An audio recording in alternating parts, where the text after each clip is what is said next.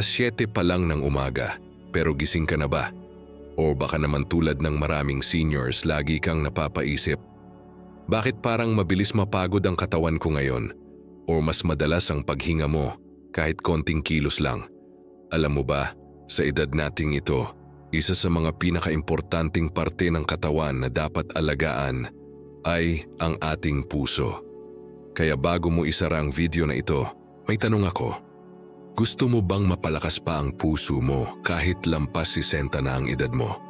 Kasi kung oo, huwag kang aalis. Baka ito na ang video na makatulong sa'yo para humaba ang buhay mo at maging mas masigla ka araw-araw. Ako po si Payong Pangkalusugan at ngayon, pag-uusapan natin ang 5 simpleng gawain na subok na ng agham para palakasin ang puso ng seniors. Hindi ito mga gamot, hindi ito mamahaling treatments. Ito'y mga kayang-kaya mong gawin araw-araw kahit nasa bahay ka lang. Bakit nga ba importante ito? Ayon sa datos, heart disease pa rin ang pangunahing sanhi ng pagkamatay ng mga Pilipinong may edad 60 pataas. Pero ang magandang balita, may magagawa pa tayo. Kahit simpleng pagbabago sa araw-araw, pwede nang magbigay ng malaking epekto sa tibay ng ating puso. Simulan natin sa unang gawain. Maglakad araw-araw kahit 15 minuto lang o. Tama ang narinig mo. Hindi mo kailangan ng mamahaling gym. Ang kailangan mo lang, isang pares ng tsinelas o sapatos at konting lakas ng loob. Ayon sa Philippine Heart Association, 15 hanggang 30 minutong brisk walking kada araw ay sapat na para mapanatili ang kalusugan ng puso. Isipin mo, sa halip na nakaupo lang sa harap ng TV buong araw, subukan mong lumakad sa loob ng bakuran o kahit paikot sa sala. Kahit dahan-dahan lang basta tuloy-tuloy. Para itong charging station ng katawan.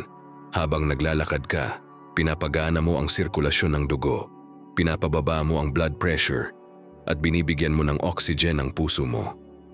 Kilala mo ba si Mang Arturo? Si may 2 years old, taga Bulacan. Araw-araw siyang naglalakad ng 20 minuto sa umaga.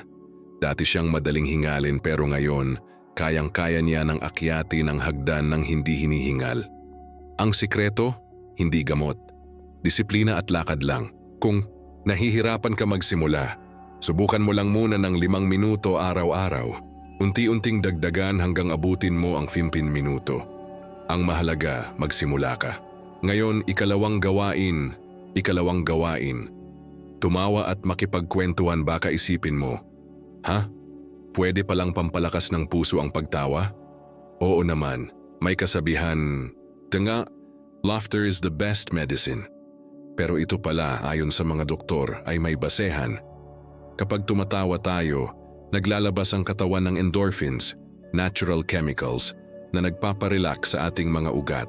Bumababa ang stress hormones, bumabagal ang tibok ng puso, at humuhupa ang blood pressure.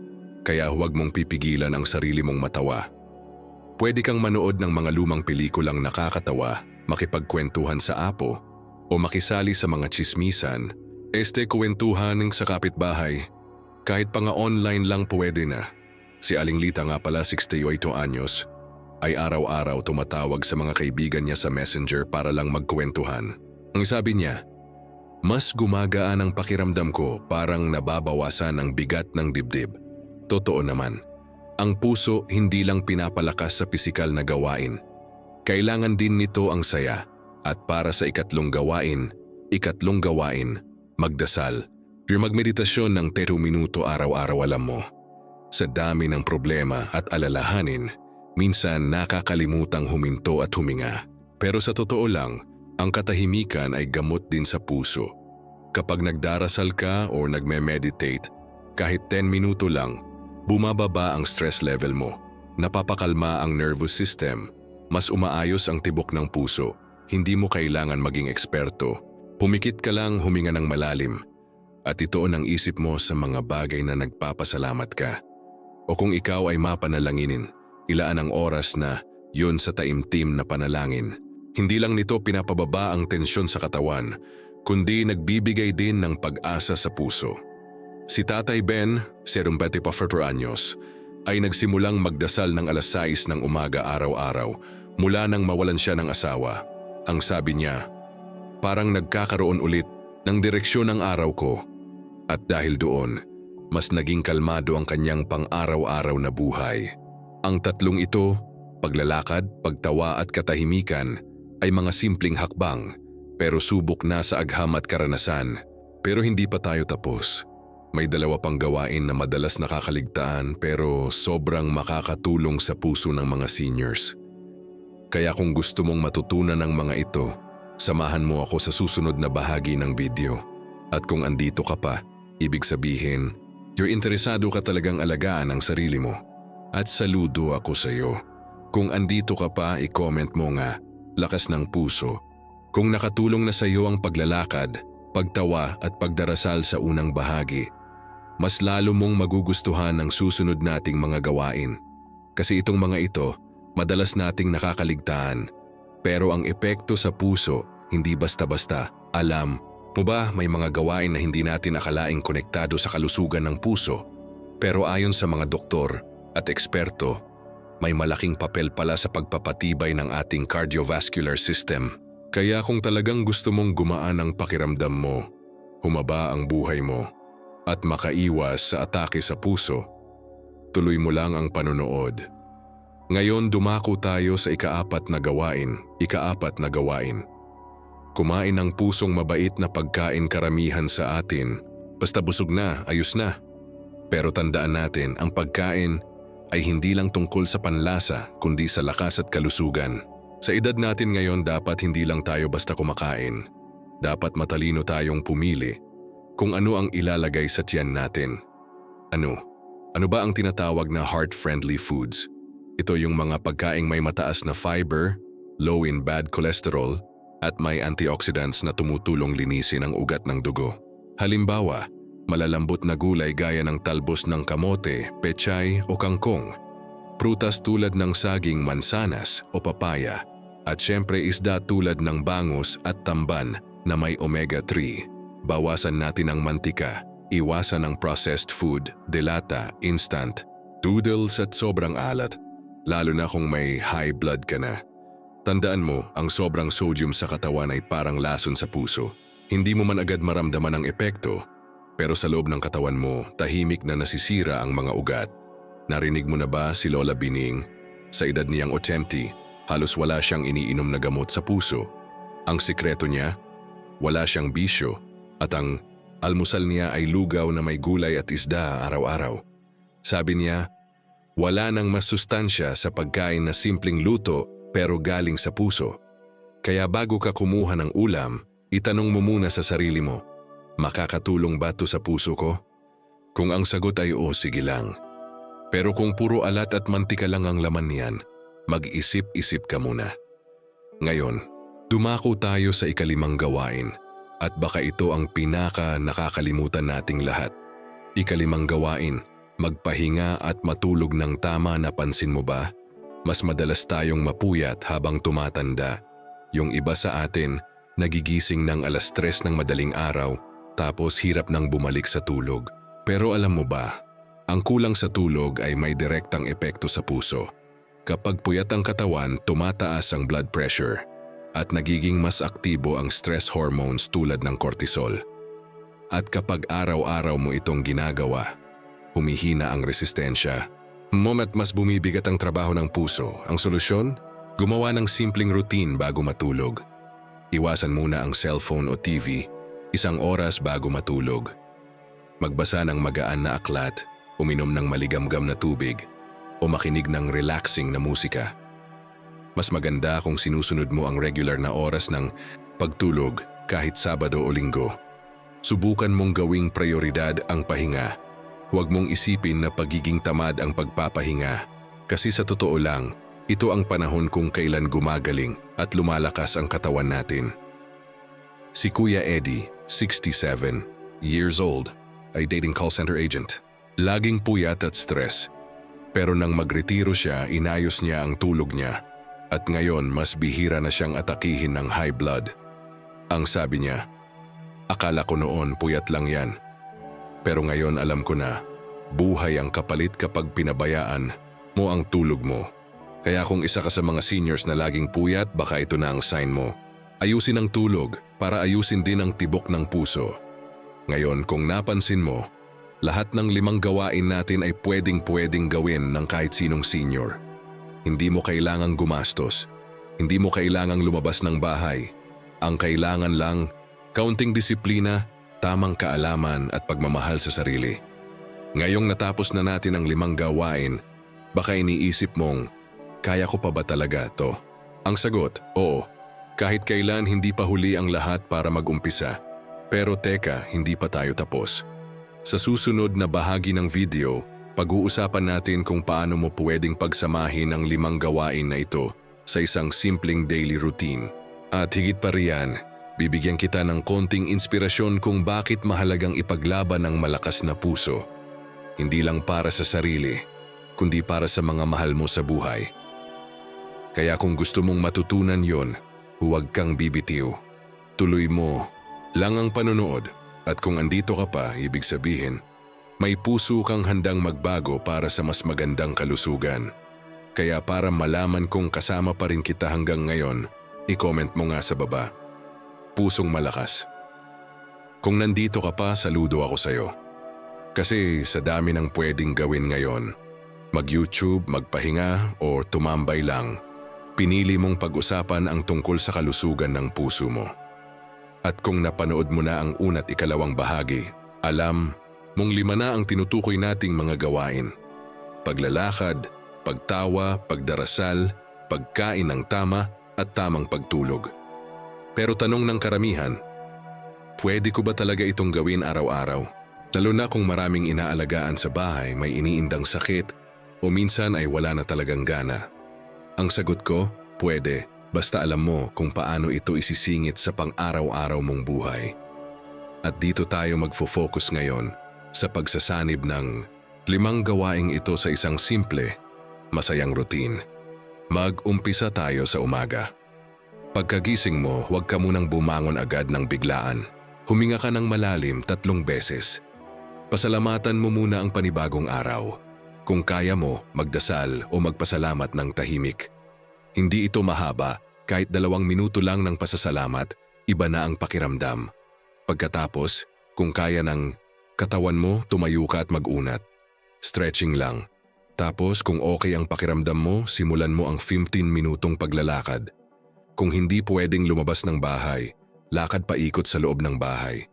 Pwede ring maglakad habang inaayos ang mga simpleng gawain, gaya ng pagdidilig, paghuhugas ng kaunting pinggan o pag-aayos ng kama. Pagbalik mo, inuman mo ng 1 baso ng maligamgam na tubig, then almusal.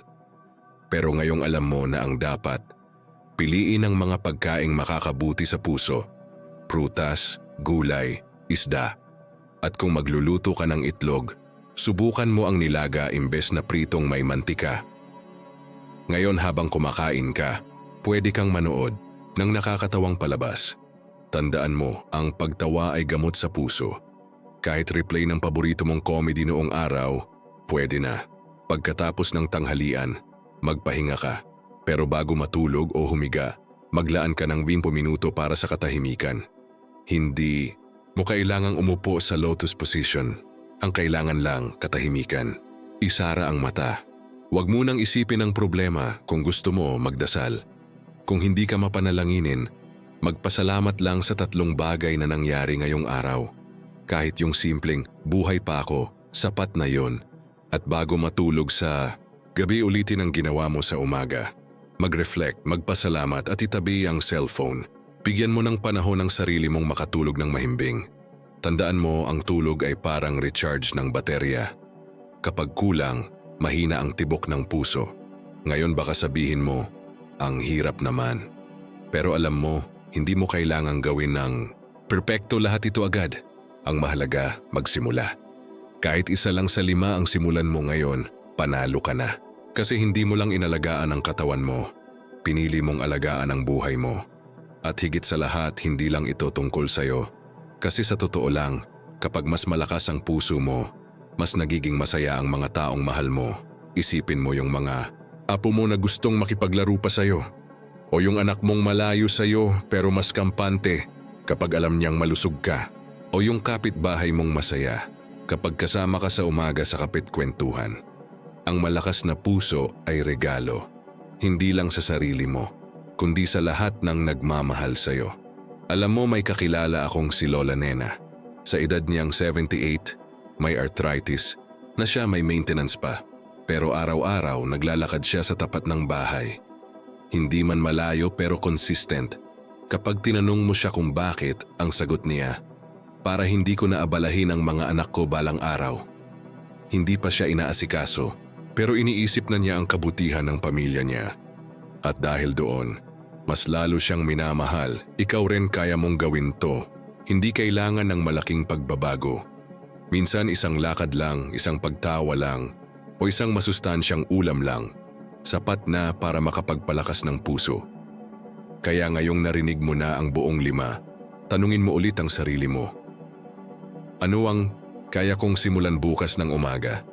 Kung may sagot ka, yan ang una mong hakbang tungo sa mas mahabang, mas masiglang buhay. At syempre, gusto kitang marinig. Gusto kong malaman kung alin sa 5 gawain ang pinaka-nakarelate ka o alin ang sisimulan mong gawin. Kaya kung andito ka pa sa dulo ng video, sabihin mo sa comment section, kaya ko to, gusto kitang i-cheer on at baka maka-inspire ka pa ng ibang senior na nanonood din ngayon.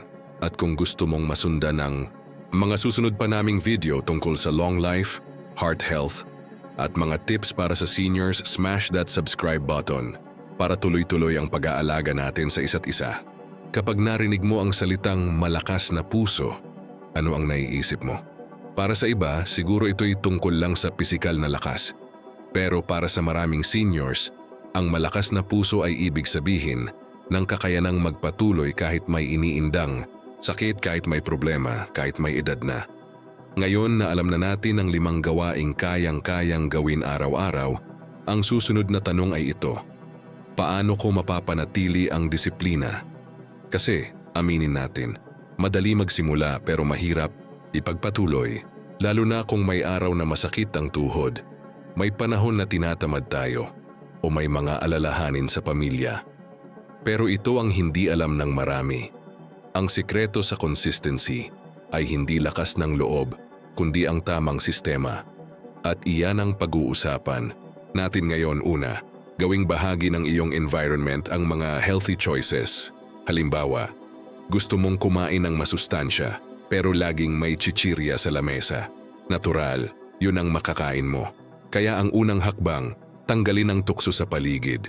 Palitan mo ng saging o kahit nilagang kamote. Kapag mas madali mong maabot ang healthy food, mas malamang na yun ang kainin mo. Ganon din sa paglalakad. Kung lagi kang abala, itakda mo na agad ang oras. Halimbawa, pagkatapos magwalis sa umaga, yun ang walking time mo. O kaya habang nag-aabang ng ulam sa kusina, gumalaw-galaw muna. Iugnay ang bagong gawain sa dati mo ng routine. Sa psychology, ang tawag dito ay habit stacking. Epektibo ito lalo na sa seniors. Pangalawa, ipagpaalam mo sa mga mahal mo ang ginagawa mong pagbabago. Hindi para magyabang kundi para magkaroon ka ng accountability. Halimbawa, sabihin mo sa anak mo, "Anak, simula ngayon, hindi na ako magpapaprito sa mantika. Iba na ang diet ko, pang pusong malakas."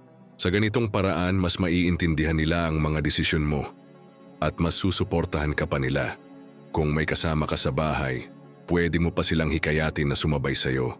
Mas masaya at mas epektibo kapag may kasamang gumagawa ng goals. Tandaan, kahit simpleng lakad lang sa tapat ng bahay, kapag may kausap ka, mas hindi mo mamamalayan ang pagod. Pangatlo, gamitin ang paniniwala mo bilang sandalan. Ang pananampalataya ay may malakas na epekto sa mental at physical health. Kapag ang ginagawa mong pagbabago ay inuugnay mo sa spiritual purpose, mas tumitibay ang commitment mo. Gawin mong parang panata sa sarili. Ginagawa ko ito hindi lang para sa katawan ko, kundi para sa misyon kong mapalakas pa ang buhay ko. Kilala ko si Tatay Romy, isang dating pastor. Ngayon, 79 na siya. Pero araw-araw, tinuturing niyang parang dasal ang paglalakad sa palibot ng barangay. Hindi siya nagmamadali, dahan-dahan lang. Pero sinasamahan niya ng tahimik na panalangin bawat hakbang. Ang sabi niya, bawat hakbang ko ay pasasalamat na buhay pa ako. Pang-apat, bigyan mo ng reward ang sarili mo. Hindi kailangan ng grande. Halimbawa, 1 linggo kang walang iniwasang chichirya. Bilhan mo ang sarili mo ng paborito mong prutas. Naka-1 buwan ka ng tuloy-tuloy na paglalakad. Magpahinga ka sa 1 araw at manood ng paborito mong pelikula. Hindi ito luho. Ito ay positive reinforcement na nagpapalakas sa disiplina. Pang-5, panatilihing mababa ang expectations pero mataas ang commitment. Minsan, nasisira ang consistency dahil gusto natin agad ng perfect results. Pero ang totoo, walang perpektong simula. Ang importante, gumagalaw ka. Kahit 5 minuto lang ang lakad ngayon, mas okay yan kaysa wala. Kahit minsan hindi mo nasunod ang plano, bumalik ka lang, ulit kinabukasan. Ang puso mo ay katulad ng halaman, hindi mo makikitang tumutubo agad. Pero araw-araw, palihim siyang lumalakas. Alam mo, isa sa mga pinaka-touching na kwento na narinig ko ay kay Aling Pina. 81 years old, may osteoporosis, may maintenance, pero hindi niya pinapabayaan ang sarili niya. Tuwing 6:00 ng umaga, dahan-dahan siyang lumalakad sa hardin niya. Sabi ng anak niya, "Mama, bakit ka pa naglalakad? May saklay ka na," ang sagot ni Aling Pina. "Dahil habang kaya ko pa, gusto ko pang alagaan ang puso ko. Para kahit paano makasama ko pa kayo ng mas matagal." Napaluha raw ang anak niya kasi minsan hindi natin naiintindihan na sa likod ng mga simpleng gawain ng matatanda, nandun ang matinding pagmamahal sa pamilya. Kaya ikaw, kung iniisip mong parang walang saysay ang paglalakad mo, o ang pagkain ng gulay, o ang pagtulog ng maaga, isipin mong ginagawa mo ito hindi lang para mabuhay, kundi para mas tumagal pa ang oras mo kasama ang mga mahal mo. Sabi nga sa psychology, the greatest motivator is not fear, but love. At kapag yun ang dahilan ng bawat kilos mo, kahit gaano kahirap kakayanin mo. Kaya ngayong alam mo na kung paano maging consistent, kahit senior ka na, kahit may mga limitasyon ka, ano ang unang hakbang na gagawin mo bukas? I-comment mo nga sa baba ang salitang tuloy lang para malaman kong kasama pa rin kita sa laban para sa malusog na puso. Alam mo na ngayon ang 5 gawaing subok na para palakasin ang puso. Alam mo na rin kung paano ito isisingit sa araw-araw mong buhay. Pero aminin natin, kahit gaano pa ito kasimple, may bumubulong pa rin minsan sa loob natin na nagsasabing, hindi ko na kaya. At yan ang gusto kong pag-usapan ngayon. Kasi kung gusto nating palakasin ang puso natin, hindi lang katawan ang dapat palakasin, kundi pati ang isip at paniniwala sa sarili. Marami akong nakausap na seniors na nagsabi ng ganito, matanda na ako, huli na para magbago. Wala nang mangyayari kahit anong gawin ko. May sakit na ako, wala nang silbi ang pag-aalaga. Pero ang totoo, ang pinakamatinding kalaban ng malakas na puso ay hindi cholesterol, kundi pagsuko. Ayon sa mga pag-aaral sa psychology, ang taong naniniwalang kaya pa niyang magbago, kahit matanda na, ay mas malamang na mabuhay ng mas mahaba at mas masaya. Ang tawag dito ay growth mindset. Oo, pwede pa rin itong itanim kahit ikaw ay 60, 70 o 90 anyos na. Simulan natin sa unang mental block, wala na akong silbi. Kung minsan, pakiramdam ng seniors ay pabigat na lang sila. Lalo na kapag hindi na sila makatrabaho or dependent na sa anak. Pero tandaan mo to, hindi kailanman nawala ang halaga mo. Hindi nasusukat ang halaga ng isang tao sa trabaho, pera o lakas ng katawan. Sa edad mo may taglay kang karunungan, karanasan at pagmamahal na walang kapalit. Pangalawa, nahihiya ako magsimula. Baka may ibang seniors na iniisip, nakakahiya mag-ehersisyo. Baka pagtawanan ako. Pero ang tanong, kanino ka ba talaga may pananagutan? Sa kanila ba o sa sarili mo? Tandaan mo, ang tunay na lakas ay hindi yung malakas ang katawan, kundi yung may lakas ng loob na unahin ang sarili kahit na minsan ay may panghuhusga ang iba. Pangatlo, wala na akong gana. Minsan ito na ang pinakamatindi, yung Wala ka nang nararamdamang sigla o saysay. Pero alam mo, hindi nawawala ang gana. Minsan, natatakpan lang siya ng sakit, lungkot o pagod. Doon kapag nagsimula kang kumilos muli, kahit simpleng lakad lang, dahan-dahan bumabalik ang gana. Kasi ang katawan natin likas na gustong gumalaw, gustong gumaling. Isipin mo ang katawan mo na parang ilaw na kumikislap. Oo, medyo madilim na ngayon. Pero kung bibigyan mo lang ng konting enerhiya, konting tulog, konting gulay, konting lakad, unti-unting sisindihan muli ang liwanag mo. Gaya ni Aling Estelita, 78 na siya. Matagal siyang nalungkot nang pumanaw ang asawa niya. Ayaw kumain, ayaw lumabas, halos buong araw nasa kama lang. Pero isang araw, may dumalaw na kaibigan at niyaya siyang maglakad-lakad lang sa tapat ng bahay. Isang araw lang yon. Pero mula noon, araw-araw na silang magkasama. Lumakas ang katawan niya, gumaan ang pakiramdam niya, at ngayon siya pa ang nagyayaya sa iba. Anong nagbago? Hindi gamot. Paniniwala lang na may pwedeng gawin. Pwede ka ring magsimula sa maliit. Halimbawa, isulat mo sa isang papel, araw-araw maglalakad ako ng 10 minuto. Ilagay mo yan sa paborito mong upuan o sa harap ng salamin. Kahit ilang beses mo pa mabasa, paalala yan na kaya mo. Kasi minsan, ang kailangan lang talaga ay magpaalala sa sarili na mahalaga ka. Isa pa, napakahalaga ng salita. Ang paraan ng pag-usap mo sa sarili ay direktang naaapektuhan ang tibok ng puso mo. Kung paulit-ulit mong sinasabi ang wala na akong silbi, humihina talaga ang katawan mo.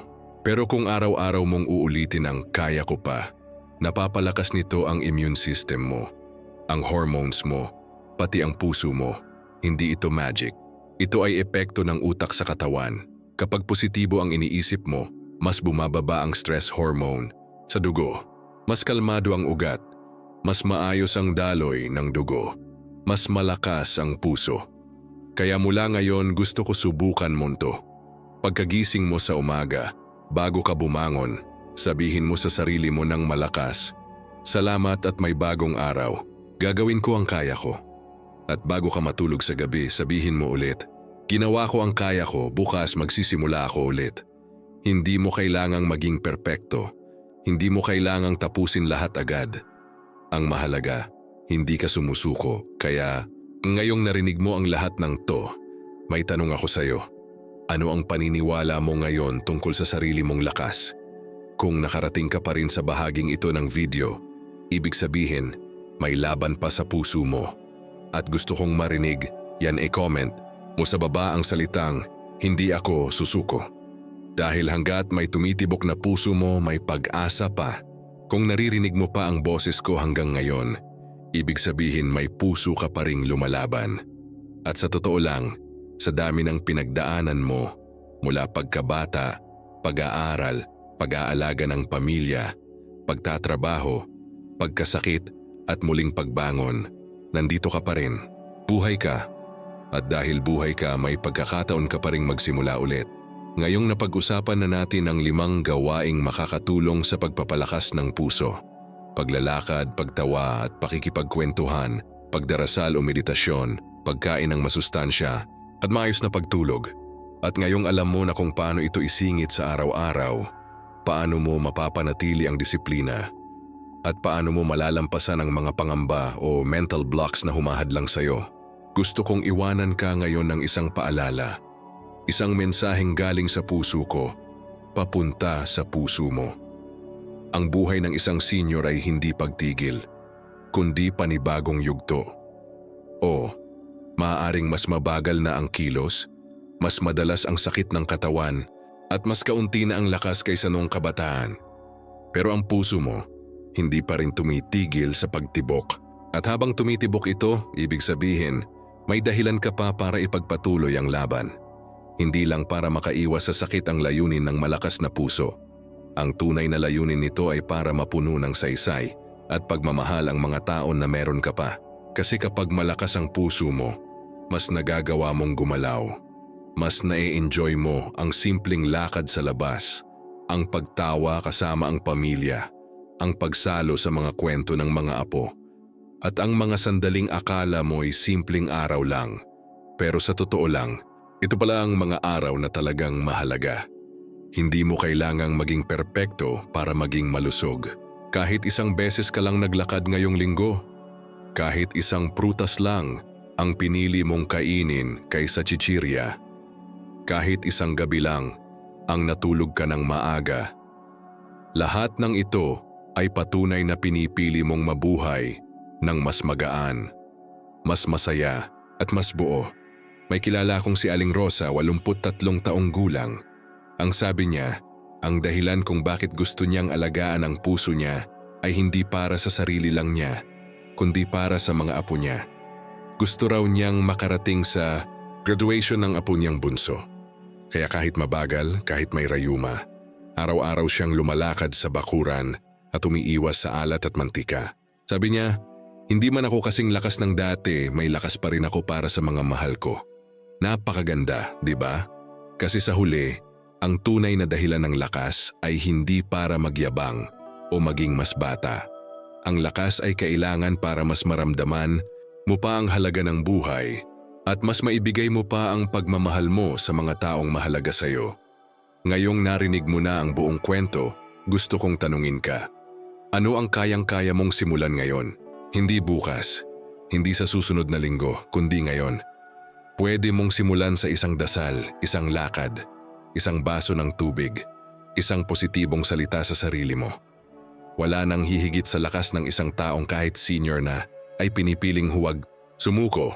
At sana sa pagwawakas ng video na ito, hindi lang karunungan ang baon mo kundi panibagong pananaw na sa bawat paghinga mo may pag-asa pa. Sa bawat araw na gumigising ka may bagong simula pa. Sa bawat tibok ng puso mo may buhay pa na pwedeng mahalin at ipagdiwang. Kung gusto mong patuloy kang makakuha ng mga payo para sa kalusugan, pahaba ng buhay at lakas ng katawan at kalooban bilang isang senior, pwede mong isubscribe ang channel na ito.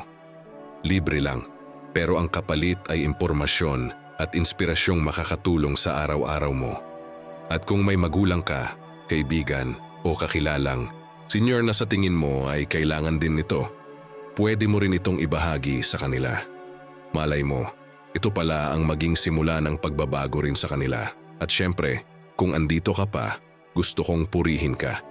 Kasi hindi lahat nagtitiis hanggang dulo ng isang video na tulad nito.